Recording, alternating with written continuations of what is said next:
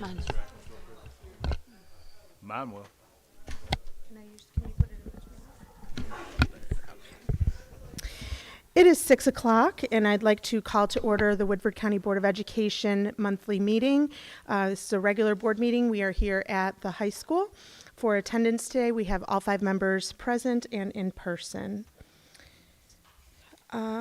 We are going to stand for the pledge. The flag is in the corner next to the door there.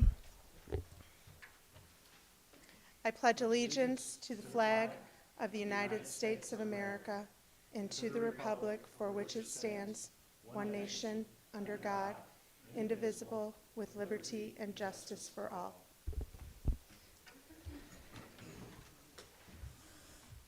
Okay, next we have proposed amendments to the agenda. If everybody wouldn't mind, I'd like to start. We have a proposed amendment for the consent agenda. This would be item 7C. And we'd like to add a travel request for the DECA state competition. And that is just going to Louisville, and it's this coming weekend. Is there a second? I'll second. Any discussion on that? All those in favor? Aye. Any opposed? The motion passes 5-0. So that, again, that will be added to, what did I say, 7C. Okay, any other proposed amendments to the agenda? I'd like to make a motion to remove the treasurer's report and January financials from the consent agenda and into the regular agenda. Is there a second? Second. It's a motion by Ms. McCowan and a second, excuse me, by Ms. Springate. Any discussion? Yes, the reason that I'd like to do that is because the treasurer's report does not belong in the consent agenda. If you look at Board Source and other reference sites for board meetings, committee or executive reports that do not require deliberation or a vote, updating documents, that kind of thing, can go in a consent agenda. But financial statements should not be included in a consent agenda because it requires deliberation and vote. So I would like to ask that everyone think about that and move that item to the regular agenda. Any other comments? I mean, I would just echo that. I know, month after month, either Ms. McCowan or myself asks for that to be moved to the regular agenda. It has always historically been on the regular agenda. There's always been a presentation, discussion, time for questions. For instance, this month, we have a change in our beginning balance of $500,000, and that can't be discussed. We have our property taxes. This is not a time to bring up questions on that agenda, on that item. They're discussion. If you have discussion for moving it to the regular agenda, we'll hear that, but we will not hear discussion on the contents of that item. I respect that, but respectfully, I would just say that there are lots of reasons to do that, and I think it's important for the public to have that insight and to have that information. And again, I think as our oversight responsibilities, our fiscal responsibilities, it's vital that we discuss that. We've not been able to discuss a financial report, monthly financial report, this entire fiscal year at this point, and that's very disturbing. So that is really all I have to say. Thank you. Any other comments? The only thing that I would add is that this financial report is published for the entire community to read at their leisure. They can ask questions ahead of time. They get the information the same time we do. Any questions are answered by Mr. Smith very timely. And I did some research actually for Kentucky state boards. We have, 179 districts? I looked at 131 districts. I had to stop at 131. It was just too many to go through all of their agendas. Over 70% of those agendas have the financials in the consent agenda or as a report only. Less than 25% is actually a regular agenda action item. And I have that list by county if anybody would like to see that. But I did do that research. I don't think that anybody here is being not transparent. The information is always available. The questions, Mr. Smith has not received a ton of questions outside. I know, Ms. McCowan, you often ask questions, and others, I'm sure. But I think questions are being answered, information is being publicized, and to say we're not being transparent is not exactly fair. Okay. I would question though, just how many of those counties that do have it as part of their consent agenda, how many of those districts have then a planning meeting where they can discuss those things There before a weren't, regular? I didn't check that.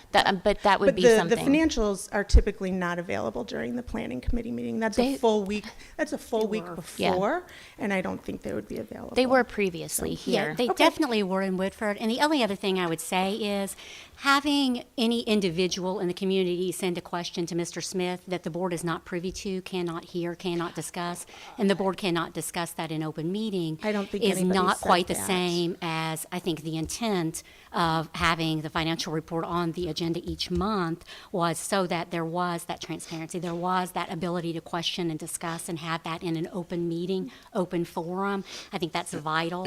And so I think that's one important thing to think about. All those in favor? Aye. Any opposed? Nay. Nay. Nay. The motion fails 3-2. Thank you. Ms. McHale, I also had a request for another addition. Sure. I would like to request that we add LifeWise Academy to the regular agenda tonight for an up or down vote.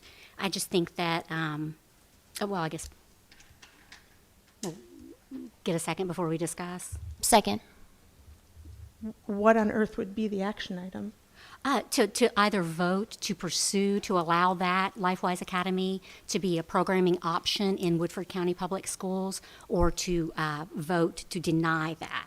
So I just think that Mr. Huber and that group put a lot of work into the program. They brought the program to us, had the presentation, and I just feel like it's our duty as a board to either vote up or down on that.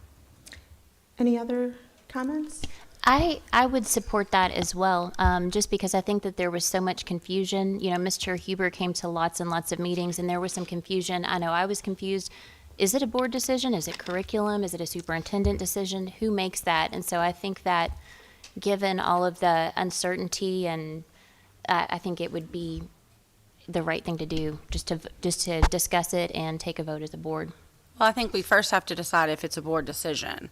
It was my understanding that the only part of the board decision, because the board doesn't make a decision on curriculum, the only part of the decision that would need to be would involve the board is if the district wanted to enter into a contract with LifeWise. That was my understanding, and then that's what would take board approval.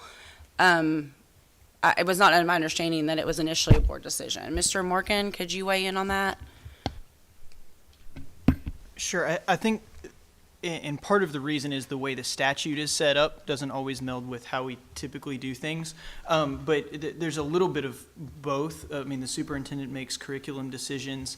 I think obviously board approval for a contract would be necessary. In addition, right now, there's no policy for that type of release time instruction, and so there would have to be some policy for that to be implemented. There would have to be a policy change.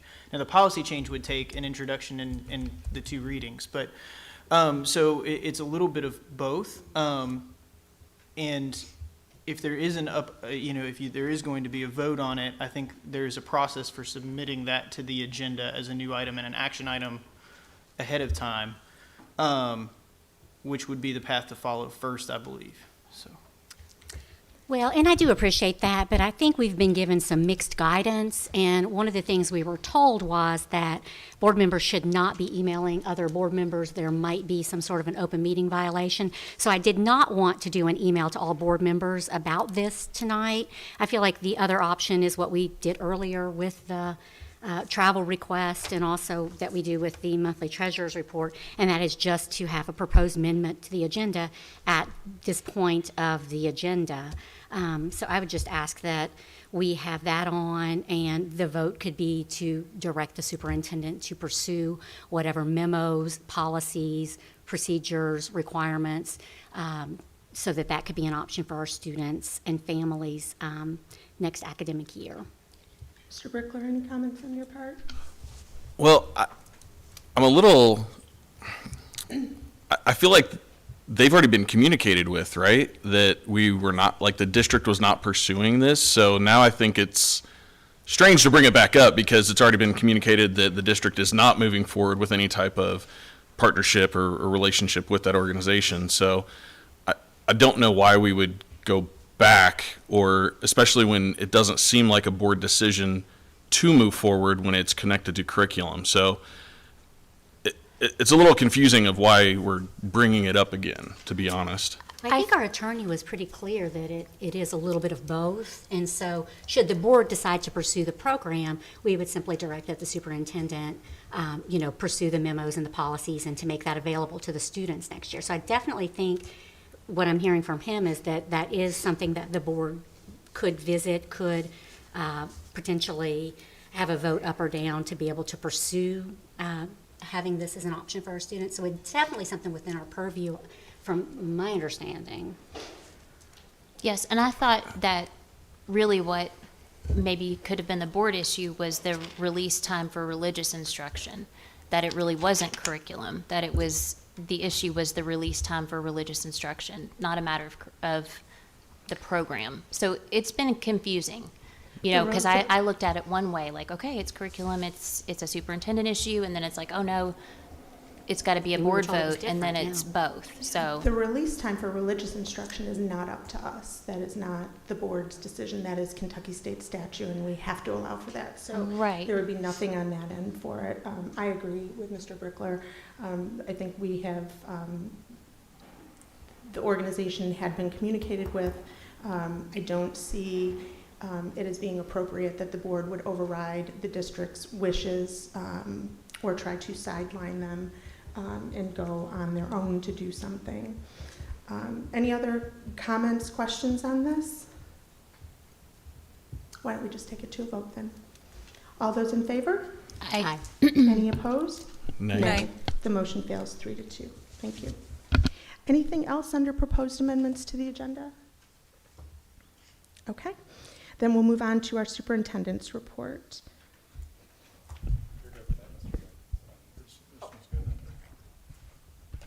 I want to thank everybody for joining us tonight. It's always good to have everybody together. Beautiful day outside. I know Mr. Morgan talked about coming to one of these meetings and it still being daylight outside, and I'll have to say that is pretty refreshing. It's exciting to see spring rolling around. Just wanted to touch on, we had a great event here a couple weeks ago. Governor's office reached over and asked us if we were available to maybe host the governor over at the bus garage and some conversation, and we were happy to do that and very excited to do that as he was here, just showing his appreciation and support of public education. So we had a great event. He had a chance to ride a bus and talk to one of our bus drivers. I think Dr. Sargent spoke. We just had a really good turnout for that. We had a full bus garage. It was a great event. Anytime we can advocate for our staff, both financially and just in support, then we're going to try to do that. Real quick, Woodford County Middle School quick recall, regional winners, moving on to the state. I think that maybe happened one other time before. I'm not sure, but I think it was one other time. So things are going really well with our quick recall team at the middle school. Mr. Asher and Ms. Tracy and I have just finished up our second round of data assessment meetings with all of our schools. It's great to see the progress being made and seeing the growth in our students and their data as we progress through the year. And certainly last but not least, Miss Tasha Richardson and her cheerleaders were third in the nation down in Orlando 2 weeks ago.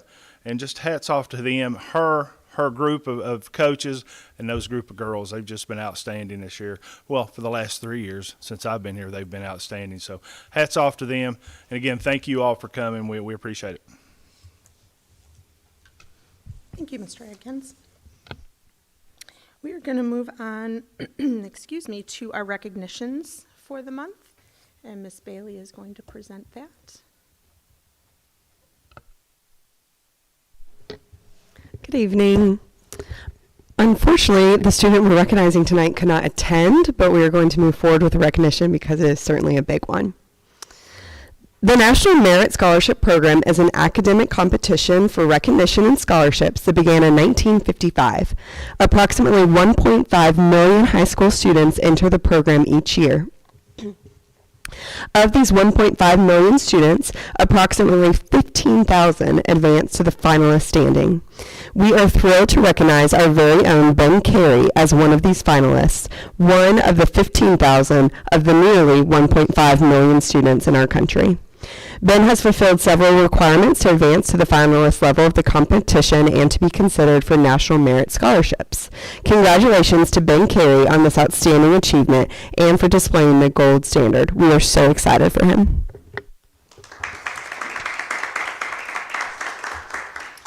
I think, and there is a little certificate that we had framed. Thank you, Mr. Reed, for doing that, and a couple of other certificates from the district and from the National Honor Society as well.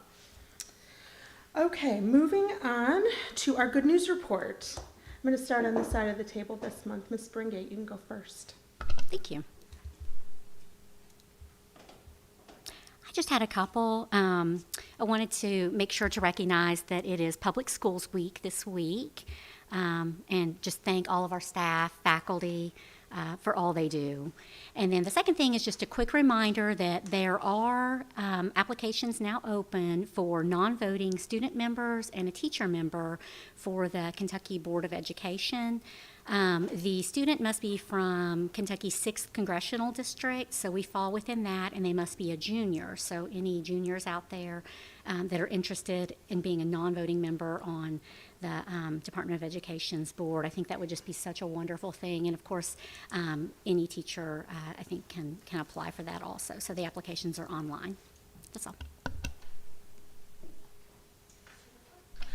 Yeah, so I got the opportunity to participate in Watch Dogs this last week at Simmons, and so just wanted to thank all the staff and everybody for helping guide me through that and pointing me in the right direction when I take a wrong turn in a hallway. But they had an amazing process there, and really just, it's an exciting program, and it's growing in Woodford County, and so really just encourage anybody that's interested to find out more about it, how you can volunteer in the schools, and add a layer of security, add some guidance, and sit with different students if they need additional assistance. So really just get in there, see what's going on in the schools. It's an amazing experience. Also, Southside had a family game night that was focused on literacy. That was a really good opportunity for the kids to go have some fun, but also for parents to go in with their children and have them read and just see how much fun they're having there.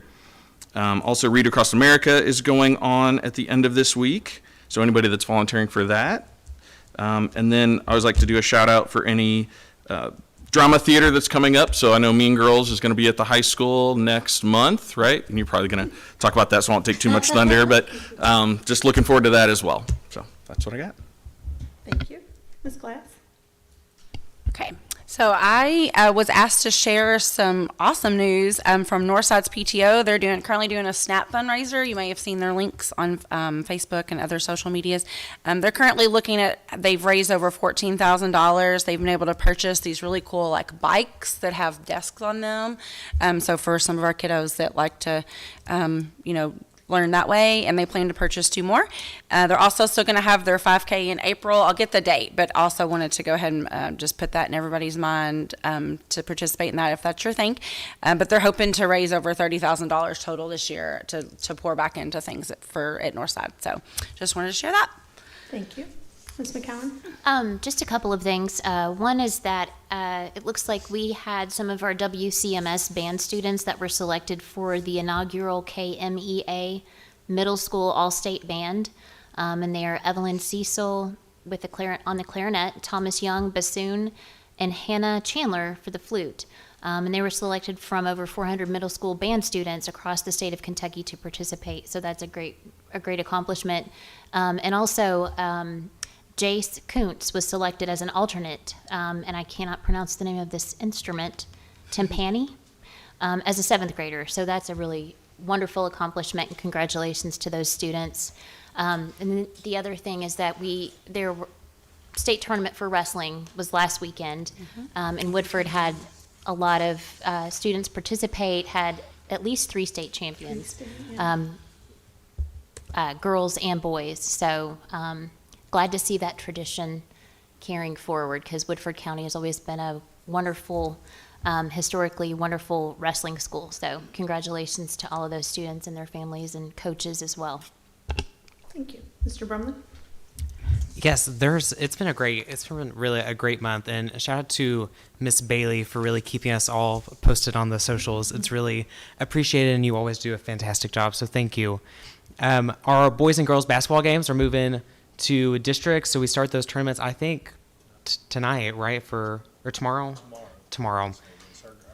The tournaments start tonight, but our kids will play Tomorrow. and Wednesday night. So look out for those games tomorrow Wednesday as we cheer on our high school Jackets. And I wanted to bring everyone's attention to Dance Gold, which is on March 23rd. It's a 6-hour dance marathon to fundraise for pediatric cancer research and to support the UK's health research towards pediatric cancer. And so there's been fundraising links posted, I know, on our Woodford County Public Schools socials, and there's so many ways you can support the NHS and Beta Club in hosting that event. So be on the lookout for fundraising links, sign up geniuses, all the things to make that event as successful as possible. And then this is a really cool moment, but the WCHS Democrats and the WCHS Republicans took a group field trip to the Capitol today, and I just thought that was really important to share. I know it's been very divisive and polarizing at times, especially with the state legislature right now, and I think that just shows how our students are continually able to work together and take trips like that and have those conversations. So I wish you all were there to experience it today. I think you would have really enjoyed the conversations that were had, and I think it's so important to remember that within us all, we still are human, and it's important to see each other face to face and not party to party or color to color. So there's that. And then Mean Girls, like Mr. Brickler said, is at the end of the month, the last Thursday, Friday, and Saturday of the month, March 25th. March 28th, 29th, and 30th, and we'll have 2 shows on that Saturday. We'd love your support as a Mean Girls cast member. We're really excited for that. And then additionally, we celebrate a lot of important weeks. We had School Resource Officer Appreciation Day. We had Family Resource and Youth Services Centers Week, National Counseling Week. And just thank you to all of our staff. They really do an incredible job in all of those areas, especially those who had some special celebrations this month. And last but certainly not least, our DECA regional competition, we had a total of 12 students advancing to compete at the state level in March from the high school DECA, and that is Addie, Braden, Will, Carly, David, Nick, Emerson, Peyton, Haley, Ellie, Natalie, and Nora. So congratulations to those individuals, and I look forward to a very exciting March ahead. Awesome. Thank you, Mr. Brumley. So I had the pleasure of attending the All for One Assembly this past month. Ms. Brinkett was there as well. And that was a fantastic assembly put on by Ms. Wilson and Ms. Hazelwood. So thank you for inviting us, and it was a really great morning, and I think the kids took a lot away from that. I know I took a lot away from it. I got to meet the governor this past month, so that was pretty fantastic too. Me and Mr. Brickler got to meet the governor. And Mr. Adkins, you and the staff did just a wonderful job welcoming him and getting the message out, I think, for what we need from him as a district, what our teachers need, what our staff needs. So thank you for that. And then lastly, I wanted to mention, I know we're winding down all of our winter sports, and we have kids that participate in stuff that's not exactly a school sport. And selfishly, I just wanted to wish luck to my son and 5 of his friends from Woodford County who play on a regional varsity hockey team. So we've got 6 players from Woodford County, Anderson Johnson and Austin O'Boyle, who are seniors. Then my son Will. We've got the Kloss brothers, Ethan and Eric, and Chance Holsapple, who is Austin's brother as well, going to the state tournament this weekend. So they make up over 30% of the team. So Woodford County is very well represented in hockey in Kentucky, if you can believe it. So good luck to them, stay safe, and thank you. Okay. So the next item on our agenda is our high school project. So we'll have Mr. Ratliff come up, and we're going to talk about updates and then approve a change order. Good evening. Like Mr. Atkins said, the sun's shining, so I'm in a pretty good mood. I know winter drags out for everybody and seems to go on and on, but when you're in construction, they can get really long. So We've had a great month, a big change from January. I think if you've driven by the building, you can see a lot of quick progress. So weather dependent, I hope to be standing in front of you next month, and that entire building will be covered in brick, and the roof will be 100% complete, and the metal panel will be chasing it close to done, if not completely finished. So as that happens, you'll see the site. You know, I know to an extent it's looked like a nuclear bombs went off out there, but it'll start, the masonry work creates such chaos and creates a mess when you're working in that environment. So as that finishes, you'll see the landscape and the finished product of the exterior of the building start to develop. So a lot of big changes in the next few months you'll see when you drive by. For the financials, total project cost $73,066,931.50. The total construction cost to date, $61,113,799.70. The total construction cost billed to date through January is $37,298,684. That is 61% complete. The original substantial completion date was October 1st, 24. Revised substantial completion date is November 25th of 24. That includes the documents coming before you this evening, which we'll get to in a few moments.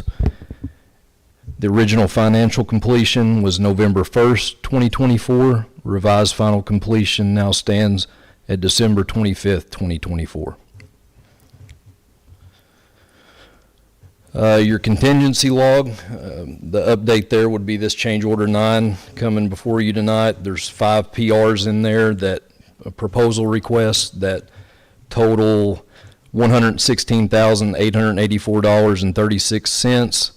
If approved, that leaves you 74.14% of your contingency, which is $2,236,700.84. As always, just the flow of construction, the building sequence that we're moving. 30-day progress, Area C, all handrails installed, light fixtures are installed, ceiling grid is installed, and first floor tile started today, so there's flooring going in Wing C as of today. Area E, ceiling grid's 100%, handrails 100%, and sheetrock finish is at 90%. Area F, brick is at 100%, metal roof 50%, windows 85%. Area D, brick is 100%, stud framing is at 90%, and metal duct is at 70%. Area A, PVC roof 100%, exterior spray foam 100%, and cast stone and brick is at 35%. PVC roof 100% at Area B, exterior spray foam 100%, and above slab plumbing 75%. The site, the Columbia Gas came in a couple weeks ago and got started. They've made it out to, I believe they're still working today. I wasn't out at Tyrone Pike, but they were roughly 65% complete. I think they would most likely be complete this week, by the end of this week. Site storm drainage is at 80%, and sanitary sewer is at 75%. 30-day look ahead, Area C, complete the boilers, complete the electrical distribution equipment, complete tile, and start flooring install, which started today. Area E, install light fixtures, complete sheetrock finishing, start tile installation, and complete prime and paint of sheetrock. Area F, complete metal roof, complete windows, start sheetrock installation, and continue MEP rough in. Area D, complete metal stud framing, complete metal roof, complete windows, and continue MEP rough in. Area A, complete brick, start window installation, and continue MEP rough in. Area B, complete brick, and complete MEP rough in, continue MEP rough in. Site, complete storm drainage, and start sanitary extension to the track and field.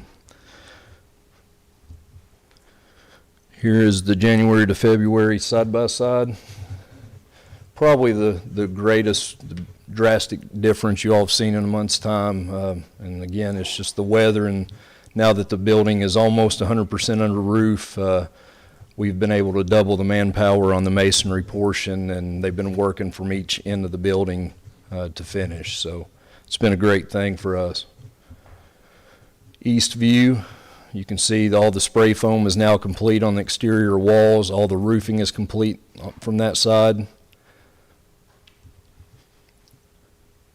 Same thing here, you can see all the spray foam is complete, all the roofing's complete, and you can see the masons working around the back of the building there on the right-hand side.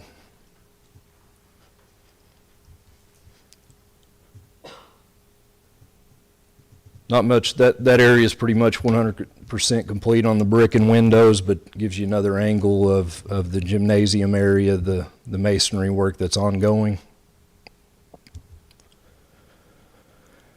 Here you'll notice roofers on the gabled roof above the media center working their way towards the front entrance. That was Friday, I believe these were taken, and they've made a lot of progress since then. Hopefully here in 2 weeks or so, they'll be 100% complete with that roof. So that's a big moment and something we've been waiting on. January kind of sidetracked us with that, but a lot of work will be able to turn loose once that's complete. So here's some interior photos. This is Area C, second floor restroom. First picture is the tile work on the walls that you see from the corridor when you're walking into the restrooms. And then the second picture would be once you've turned left or right to the restrooms, some of the tile work going on. That tile work's pretty much 100% complete except for cleaning. So still a lot of painting and a lot that's got to go on in those areas that'll change the appearance, but it's looking like a more finished product for sure. And then the VCT flooring installation that started today, they're putting the glue down there as you can see, so I'm sure before I left today there was flooring going down. So. Here's the Area E corridors. Of course, E's chasing C, so 3-4 weeks we'll have flooring going down in that area, but as you can see, all the MEP rough in above ceiling is pretty much complete. That's why the ceiling grid is in. Area F, there's a shot from the media center. I'm sure everybody's noticed the big curtain wall or windows, if you will, installed at the end of those. So there's a good glimpse from the interior of that. And then right outside the media center is the stairs in Area F. As you can see, the handrails on them now. And then MEP rough-in is ongoing in Area F on the second floor, as you can see in the third picture. Area D, first picture is of your kitchen area. I realized this week, I think I've showed you all the cafeteria, but hadn't showed you the kitchen, so there's a good glimpse of what that's looking like at the moment. Biggest focus right now is in areas C, E, and F.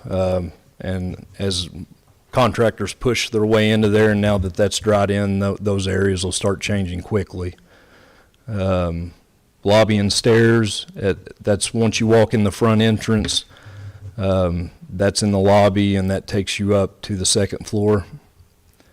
And then the admin area, there's so much framing in there because there's so many offices that just wanted to give you a glimpse of the corridor going down the middle to all the offices. And there's your gymnasium. That was just, can't remember, the last week or two, 100% dried in. So work's moving into that area. They'll get windows installed shortly, and once the brick is complete, so next few weeks the gym will start changing quickly too. Can I ask a quick question before you go Yeah. on? For the gymnasium, do you remember what the capacity is? How many people can be, or do you know, Mr. Adkins? I don't. I didn't see it on the website. I saw the auditorium, but I didn't see the gym. I do have that information, but it's been I was so just long curious, since I've yeah. seen it. I'd Somebody hate to asked me say. over the weekend, so Yeah. I wasn't able to find it. And then the restrooms right outside the gymnasiums, these are the restrooms, like if you're coming in for ball games or whatever, they'll be right before you enter the gym is these ganged restrooms. Okay. 2,062 is the capacity. Thank you. Yep. Thanks, Shane. Thank you, Mr. Smith. Area B, so this is the storm shelter, and the restrooms inside the storm shelter is the first picture, and then the auditorium. Again, A and B are much farther behind than C, E, and F, but dried in now, so contractors will be pushing in that area, and I expect big changes by next month's board meeting. For phase 2, total project cost is or track and field, not phase 2. Total project cost is $4,504,760. Total construction cost to date is $3,695,131.59. Total construction cost billed to date through January is $1,953,040.91. Percent of contract completed is 53%. Original substantial completion date is March 15th, 2024. Revised substantial completion date is May 28th, 2024. The same weather days that we're putting on to the phase 1, of course, go with phase 2. It's just a lot cleaner and neater if we put those on change order documents when they come. So if it's all right by you all, of course, we'll add those when they come to phase 2. If they don't, we'll issue them separately, but it's just a lot less paperwork and keeps it cleaner. I do like to let you know about them at each board meeting, though. That way there's no surprise. So the original final completion was April 15th, 24, and the revised final completion is June 28th of 24. Could I ask a question about that too? Yeah. I'm sorry. Can we go back to that last slide? I got it. So if you look at the total project cost at 4.5 million, and then the total construction cost to date at almost 3.7, and then it says that 53% of the contract is completed. That 53%, so if we've got 47% more to go, and then So one thing to keep in mind here is when I say billed for, that means the actual amount you've paid. So about always you can put 10% on top of that because you all hold 10% retainage from contractors. So the actual amount complete is 10% higher than what you've been billed for. right. I guess I was just looking at the first two costs though. So if So the Total total construction. construction is just from my side of it, from contractors. So the difference in those would be like the architect fee, our fee, special inspections, furniture, like all those soft costs are the difference in the two. I think what Ms. McCown is asking is 3.7 million has been billed, and we're saying that's 53% complete. I think maybe there's just some miscommunication. There's probably other materials that we purchased ahead of time, or the project is not going to come in at over $7 million. No, I think what she's 3.7 is actually the construction side of it. 1.9 is what's been billed. Yeah. Yes, Correct. 1.9 is what's been Percentage is billed. based on completion, right? that's my question, is the percentage of the contract complete based on the amount billed? Because it looks like, just from and I don't know, it looks like there's 47% left of the contract to be completed, but we're already at 3.6 of a $4.5 million. So I'm just, my question No, is, it's- do we have enough money? 1.50 divided by the 3.6, Okay. Yeah. that's the 53%. Okay, And that's it's the just the question. construction costs that we're looking Yeah, at there. that's the only part I have tracking Okay. capability of. Like as far as what you all paid to the architect, what you've paid to, I don't have that information. Okay. So, yeah. Did that answer your question? Yeah, it does. It was just like, okay, we Yeah, have it's not- 47% yeah, left. Do we it's have enough confusing. money? Yeah. Yeah. I expect those questions actually, because the percent of contract completed is 53 and we've billed for 1.9, but the retainage is usually kind of throws in a factor that people don't know about. So, anything else on that from anyone? So there, no change in the contingency log since last month. You're still at little over 45%, which is $308,888.41. 30-day look ahead, continue concrete sidewalk and continue a sanitary sewer tie-in. The grade work is ongoing. They're actually installing sidewalk next to Schoolhouse Road today, so that's something you'll see it's starting up at the track and field area, and then it'll be running all the way down towards the middle school, so that work's ongoing. But really up until April, site concrete and grading will be the only two things going on in the area, and the utilities like the sanitary sewer tie-in. Here is the overall project schedule, or a slimmed down version. I think I mentioned last month, I think we were going to get 13 weather days. It turned out to be 10, so that helped, but there was 3 added for you'll see coming next for some electrical work that was added. I think I mentioned last month I expected to see some effects from the January weather start to trickle in. I think last month we were at December 3rd for final completion, and right now we are tracking for December 12th. So definitely saw some of the effects from January and the days that people weren't working roll in. But overall, 9 days compared to the January we had isn't too bad to be standing right now. So, any questions on that?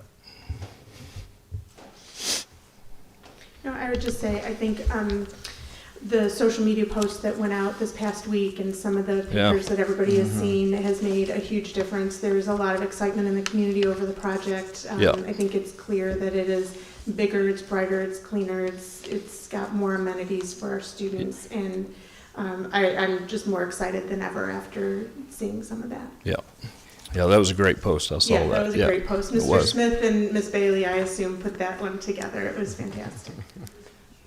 And Mr. Asher did that?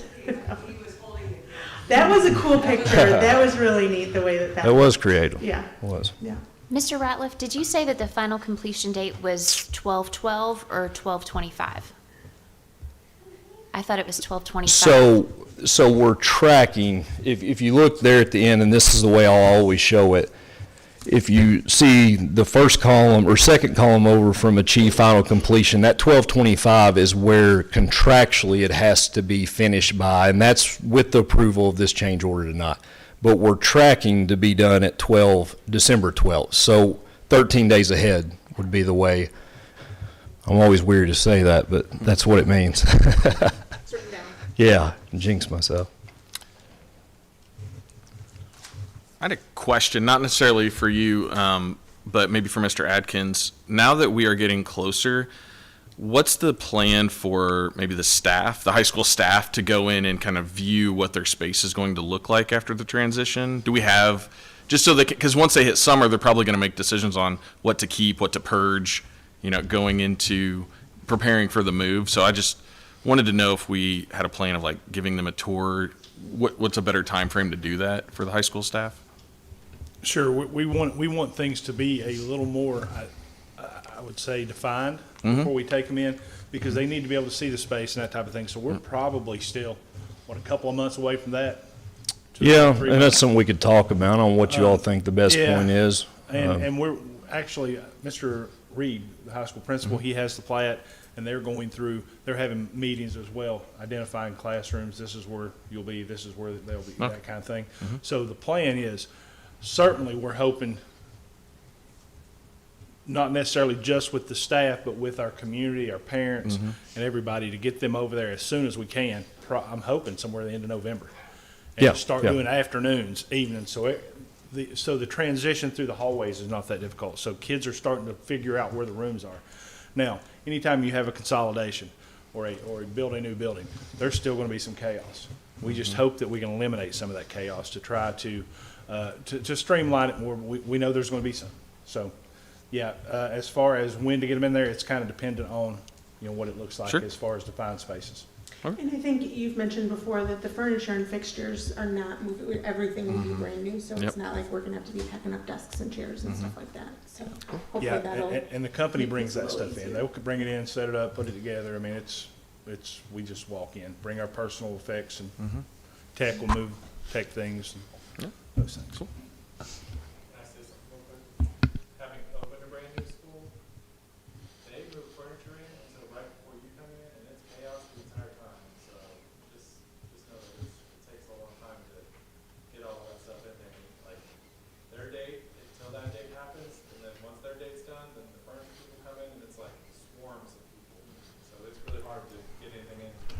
Yeah, and I was more thinking along the lines of, I know a lot of the teachers and stuff have their own things that they create their classroom. So not necessarily the furniture, but just their own, to get an idea of, here's how I want to set up my class. I mean, they can envision where the tables and the chairs and stuff, but just the other part of it, I thought it would be helpful to let them get in and start brainstorming how they're going to, That's a create good their point. classroom. 'Cause they do that over the whole summer to get ready Right. for the next. That's what I was thinking of. So maybe letting them get in over the summer. Just, As soon as we can. yeah. And one of the things, Mr. Smith has already been in contact with a couple of moving companies and boxes, and so I think the conversation's been had with some staff that, hey, your personal things, you get them in boxes, label them, we'll get them there for you. We're trying to limit as much physical labor from our staff as we can. Yeah. Cool. At which point will we be able to talk about what we're going to do with this building? Probably, we have the LPC tomorrow night. The final vote on that, and it'll come to you guys at that point for approval as well. At the March meeting, we'll have it here for the board to look at. Yeah. Okay. Yeah.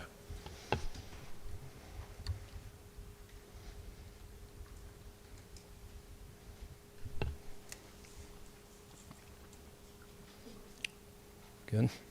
Thank you. Go on to the next item. Yeah. So I think, so we're done with the presentation, right, Mr. Ratliff? Yeah. Okay. If you all, So then we'll just move on to approving the change order number 9 for the new high school. Can I have a motion to approve that change order? So moved. Motion by Ms. Glass, Second. second by Ms. McCowan. Any discussion? Okay. good. All those in favor? Aye. Any opposed? The motion passes 5-0. Thank you, Mr. Ratliff. Thank you all. Looking forward to next month's update. Oh, yeah. Hopefully we'll have the same weather. Yes. Yeah, I saw Mr. Smith after one of the tours this past week, and I think I'm going to wait until it's a little bit drier before I get out there. Yeah. We're getting there. There's still some mud around, but we're getting there quickly. So, thank you. Thank you. That leads us into item E, which is approve the renewal of the student insurance bid. And Mr. Smith is going to be presenting that tonight. Yes, good evening. Mr. Roberts with K&K Insurance provided us with the 3 renewal quotes for this year. And Axis came in at the same premium that we paid in the current year, so there was no increase in the premium, no changes in the policy.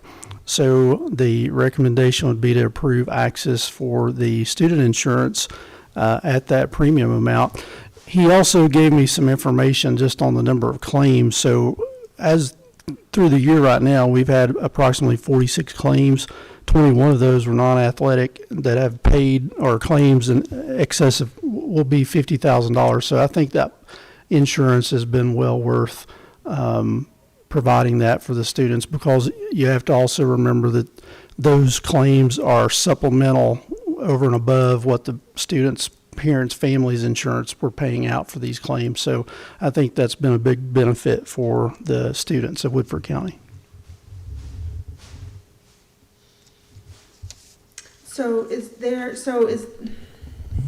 How do we want to make this motion? To approve the renewals as suggested? Or just improve the renewals? Okay, I just want to make sure I say it right. Okay. Can we have a motion to approve the renewals of the student insurance bids? So moved. Motion by Mr. Brickler. Second. Second by Ms. Glass. Any discussion? Only to say I'm super happy that we were able to do that as far as the student insurance goes, especially if it sounds like it really helped some families, and that's huge, so. I think in the 2 years, or maybe the 2 years, that we've really helped some families that it would have caused some financial issues for. Yeah. All those in favor? Aye. Any opposed? The motion passes 5-0. Thank you, Mr. Smith. Mr. Asher is up next with our instructional and equity report. Yes, thank you. Good evening. I hadn't planned for this, but when I saw that Ben Carey wasn't able to make it, I just want to elaborate a little bit on Ben. I have not met him personally, but we've communicated through email quite a bit, and I helped him set up an independent study at University of Kentucky. Not by my account. All I did was give approval and check up on him. But here is, just read a little bit from the email from the professor he's working with the Department of Electrical and Computer Engineering. John Young says, Ben will be working on methods to decrease execution time of computer algorithms using both computers processor, single instruction, multiple data capability at graphics processing unit hardware. These algorithms are used in computational physics work that we do here. Pretty impressive, huh?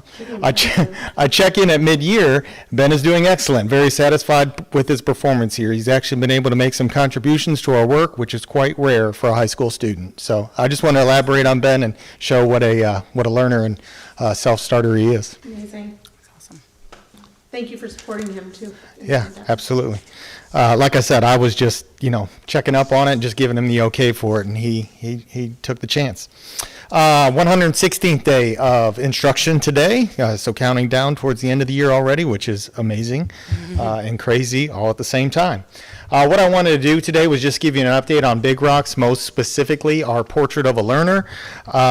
Miss Bailey, as we talked about her post earlier, has done a great job of showing portrait in a learner of a learner in action. And so last year was really the development of that. I talked many times about the deeper learning team, and we knew this year going in phase one, yes, we want to learn about it. We want to launch the language of it and look for opportunities. But then I also explained, and we've actually added to this, the graphic that you see here is all the other teams and partnerships going on that are supporting our Portrait of a Learner work. Starts off with deeper learning, as I just mentioned, and this dashboard, as we call it, is a little more extensive than what you see here. I just took out the goals portion. Next Gen Leadership Academy, comprised of all of our head principals and a couple other folks. Next Gen Performance Outcomes, those are mainly kind of a next step to Portrait of a Learner and the competencies to develop specific performance outcomes and indicators for those. MindSpark has been a great experience over the past couple of years. This year, we're really, as you can see there with our goals, looking for ways to increase career readiness opportunities for both elementary and secondary levels. Thinking Maps is a really popular deeper learning strategy that we have sent one full cohort of teachers through, and then another just started today, and then a new addition, artificial intelligence in the classroom. We're trying to get out in front of that. There is some legislation proposed at the state level as far as policies and procedures. We were already talking that, so stay tuned for that information.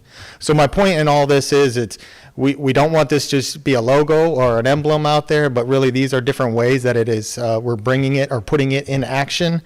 The next slide here is what's known as a deeper learning strategy, hexagonal thinking.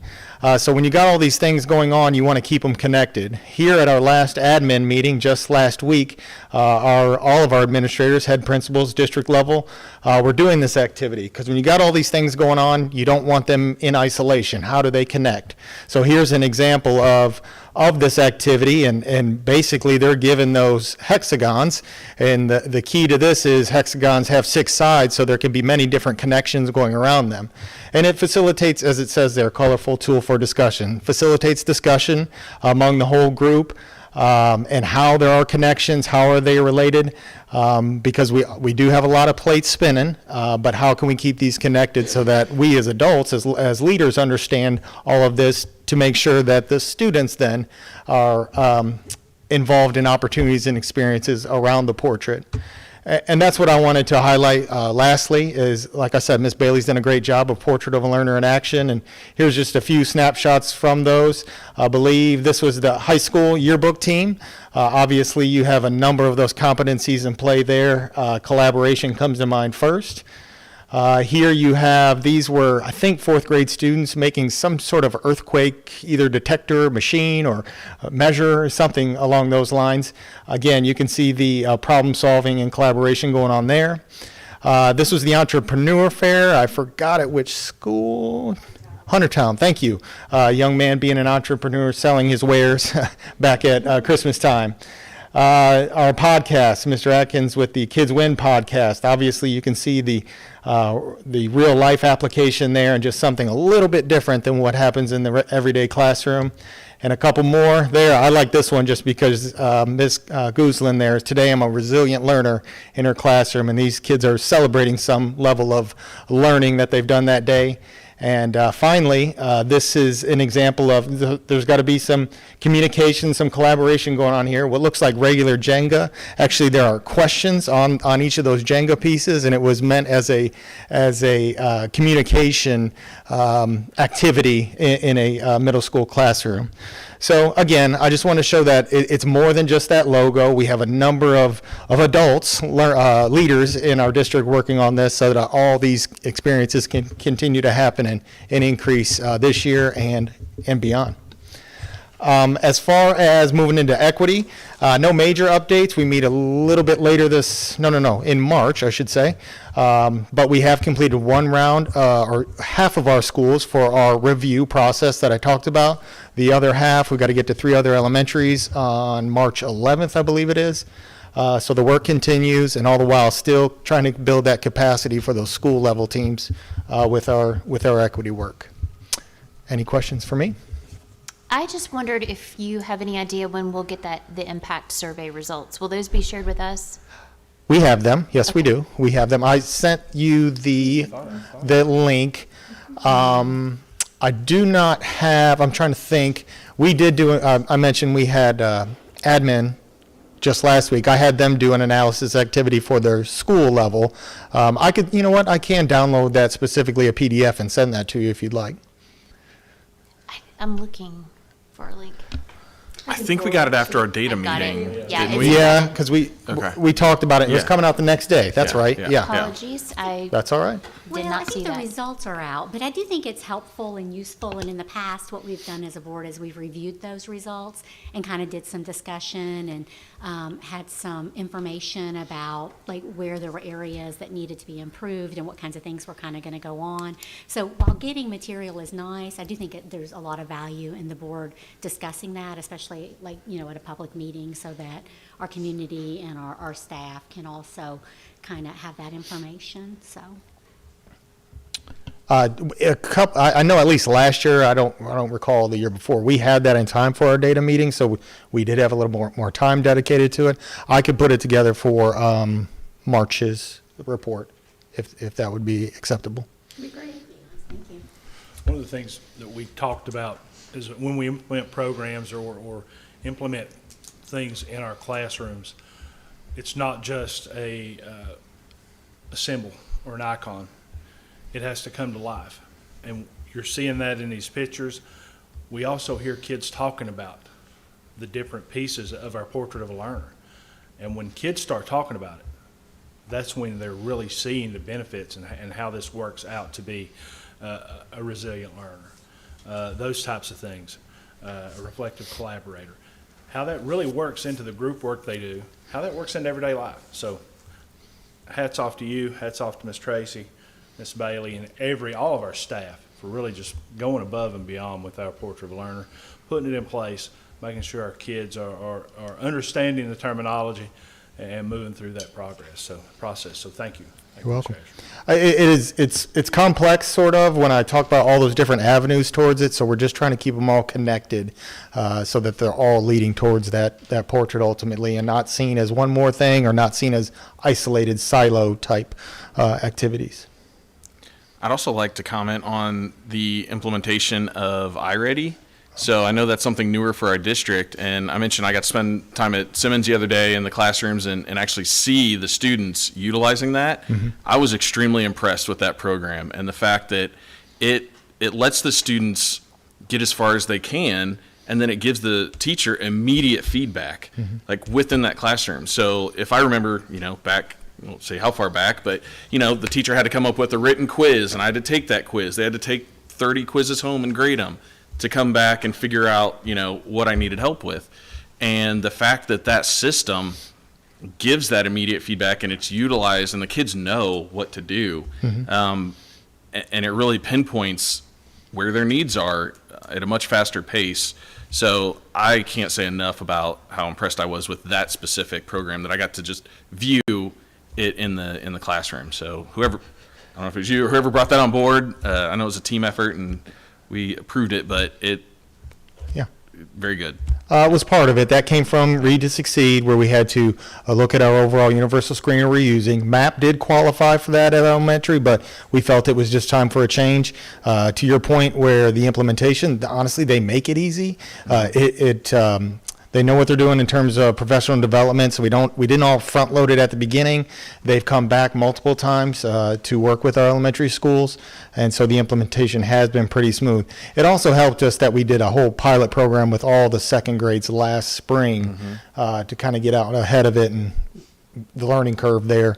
But yeah, so far so good, and we like the product, and we like the data and the student support that it's giving us. Great. Thank you. Thank you, Mr. Asher.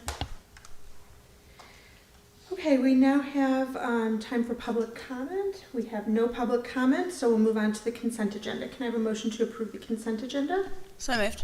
A motion by Ms. Glass, Second. second by Mr. Brickler. All those in favor? Aye. Any opposed? Nay. The motion passes 3-2. Moving on to the regular agenda, can I have a motion to accept the notification of personnel matters? So moved. That's a motion by Ms. Glass, Second. a second by Mr. Brickler. Any discussion? I'm going to recuse myself from that one because my son was a volunteer lacrosse coach last year and his name is on it as a resignation for this year. So I'm just going to excuse myself from that. Okay. Any other discussion? All those in favor? Aye. Any opposed?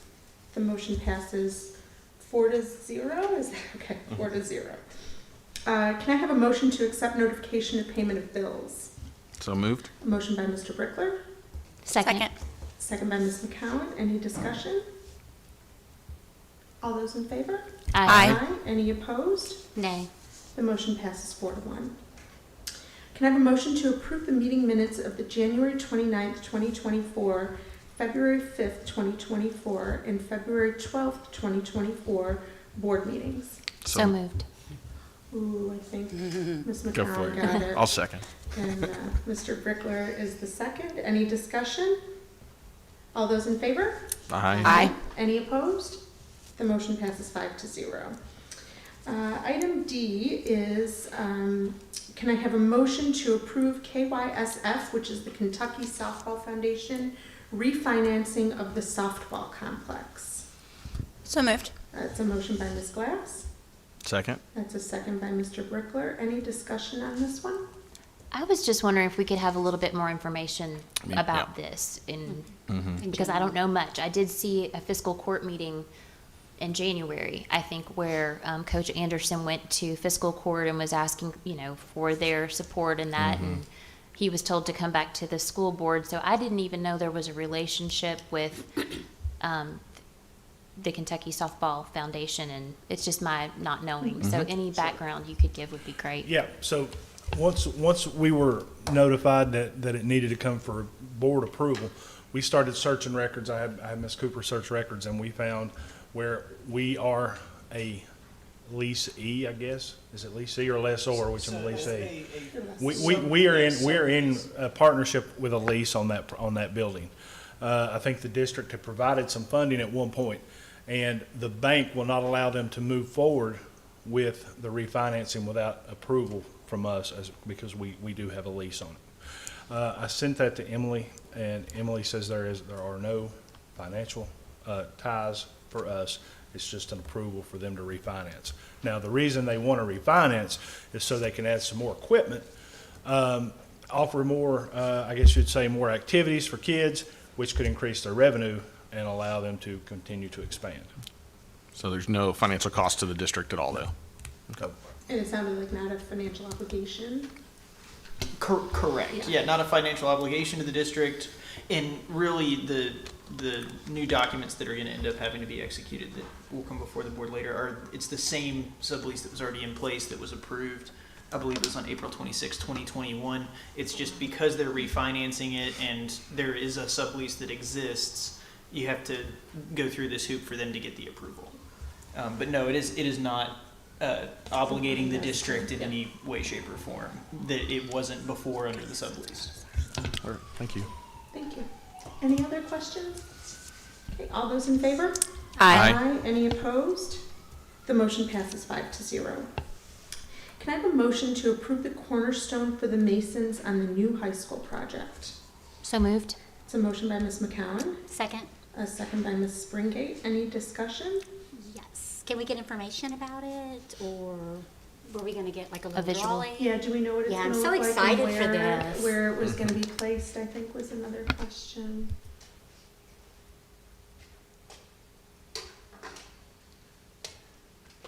Madam Chair, is it appropriate for me to pass out a handout? Absolutely. Thank you. Come on up. Starting down both sides.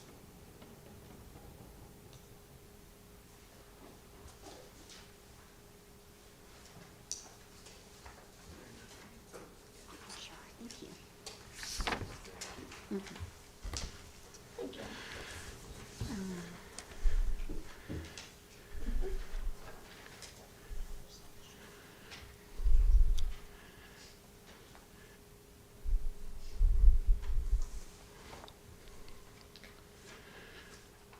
So it looks like we're looking at about a 2 foot by 4 foot.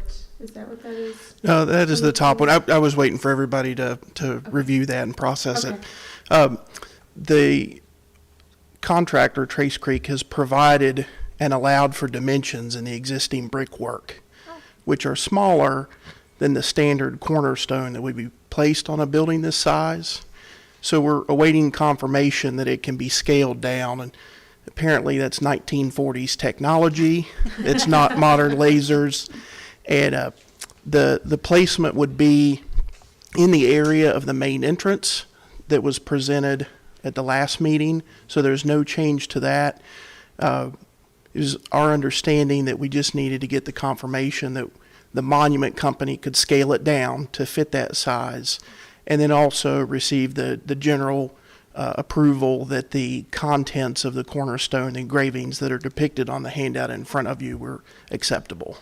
So this is a pretty standard then sort of template that goes on any most cornerstones that you're doing? Yes, so the general drawing, figure 1, shows the line drawing for the standard cornerstone, and then figure 2 is a photo taken today at the Versailles Police Department. So you can see that it doesn't deviate other than to put the Grand Master of Kentucky's name on it below. Timeline-wise, it takes 4 to 6 weeks, and so to allow for some buffer, we would be looking at a dedication ceremony sometime late April, and the Grand Lodge typically does those on Sunday afternoons to allow the public to come out and not have to rush in after work or anything. It looks wonderful. Please invite us.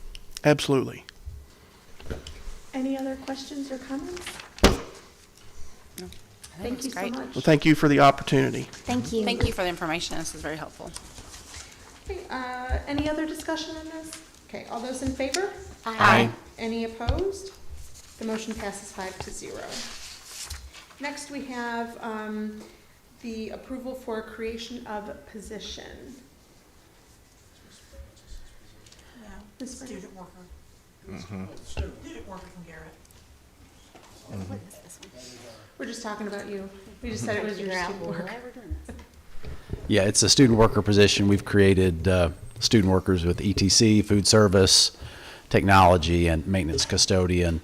And the ag department wants to create a student worker to help out around the barn and do some other things. So be paid $10 an hour as our other student workers. Can I have a motion to approve the creation of this position? So moved. A motion by Mr. Brickler. Second. A second by Ms. Glass. Any other discussion on that, or any discussion on that?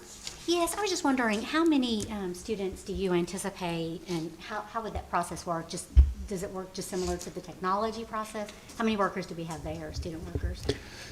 5. Yeah. I think with ETC maintenance, I don't want to speak for technology, but I know those two areas, it's probably kind of, I don't know if they have a limit necessarily. It's just kind of as students are interested. I think with this specific, with the ag position, I do think it's probably going to be limited to 1, maybe 2. But just, I think there's a few roles within that department, some duties around the ag barn, some other things that have led to this request. So I don't think it's going to be, numerous students as with some of the other student workers that we have, probably just 1 or 2. Okay. And then how does that work, like as far as budgets? I know I've asked for in the past just like departmental budgets. So I would be able to know if, like, how many staff, how much, like if there's, what the budget is for different things. So would that come out of like general fund, or would it come out of like a specific like departmental fund? How does that work? General fund. Yeah, to my knowledge, the student workers, those specific student workers would be general fund paid, yeah. Thank you. Any other questions? Okay, all those in favor? Aye. Any opposed? The motion passes 5-0. That brings us to the end of our regular agenda. So moving into discussion items, we have our Legends Sidewalk on tap for today. This is a photo I took yesterday, and it's not a great photo, but I just wanted to provide some context. So the safety audit that came back had a recommendation for an alternate location for access from the Legends to Southside. And I don't know if the person that did the audit walked the property or not, but there's a house, and I didn't want to take a picture of someone's house and put it on in here, but this is just to the right of the house. So the area that they suggested, there's a house built on it, and there has been for probably about 4 months. This spot to the side here that you're looking at is kind of a ravine. It's a wooded ravine, so and then there's questions, as I understand it, about who owns the property. Like it may not belong to the Legends, it may belong to somebody else. So I'm not sure. This wouldn't be, the recommendation from the safety audit would not be a viable solution in my mind. So I just wanted to share that because I felt like I didn't want anybody to misunderstand or walk away from last month thinking, oh, there's another location, because at least the one that suggested is not going to work.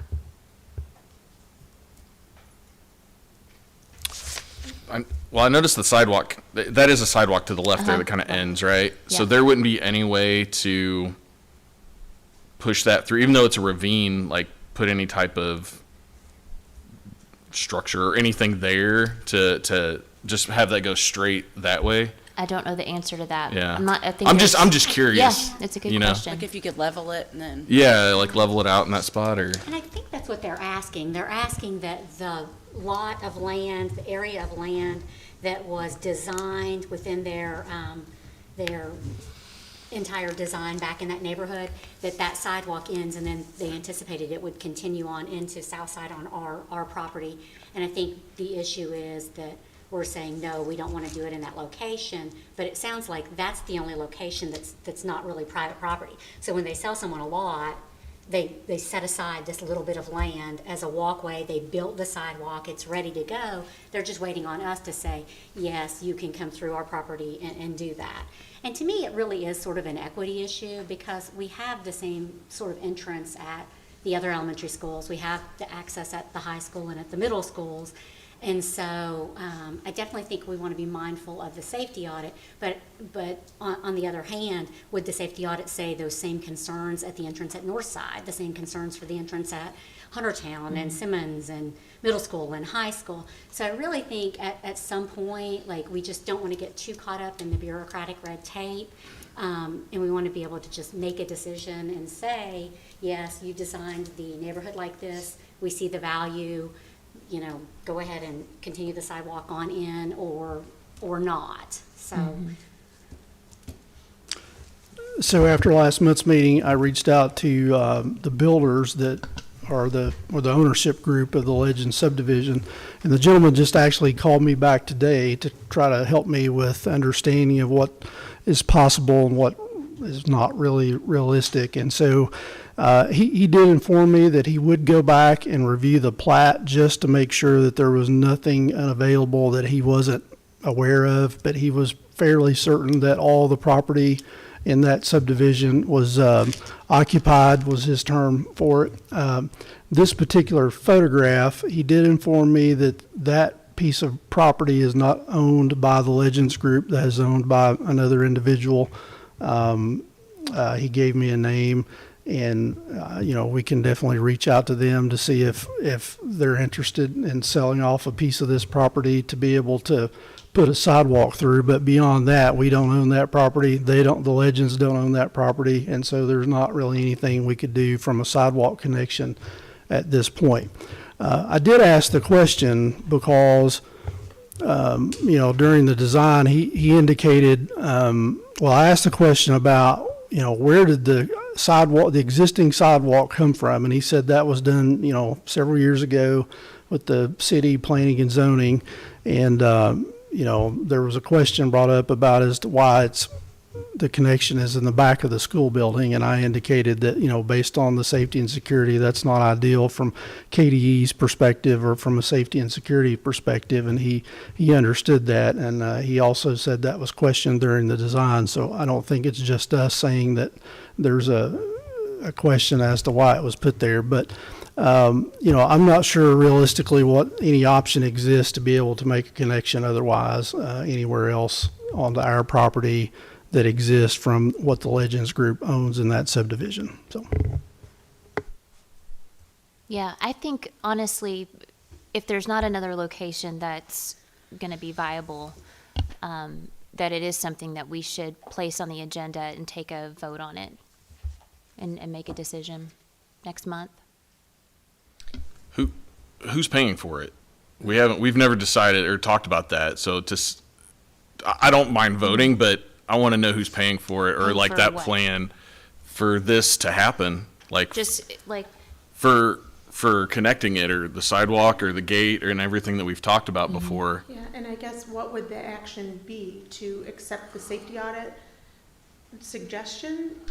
Or I guess I don't know what it doesn't sound like there's a viable option so are we voting that there's not a Right. viable option? I don't understand why. I think what whether we're to voting move forward with allowing access, considering all of the information that we've had presented to us, the board to decide whether or not to use that space that on. exists Use the now. space the safety audit and the safety committee and everybody has said don't use. I think we need to make a decision on it as a board and not just let it fall And by I the do wayside. agree, because I think, like, when you read the safety audit, I think that some of those same concerns can apply to other schools also. So to say to one school, you can't have the sidewalk go through because we have these concerns. Well, we have these concerns at the other schools where the sidewalk does go through. It's just something that should probably be discussed in those. Well, is that Different discussion yeah. to say we have something that isn't safe versus since we've got something that might not be safe, we'll just go ahead and implement it everywhere. I think I would be very uncomfortable with that And I disagree with that discussion, characterization. I think when you review the safety audit,